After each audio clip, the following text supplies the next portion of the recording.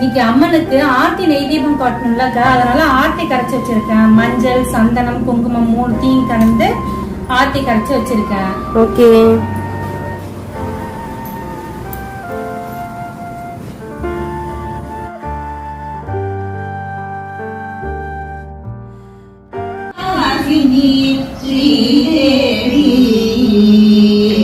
மங்களமா தங்கி மகாலட்சுமி செங்கமலவா.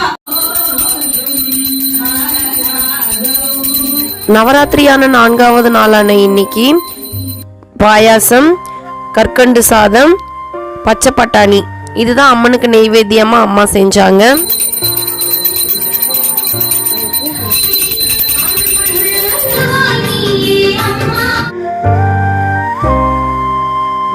நவராத்திரி 4வது நாள் இப்படிதான்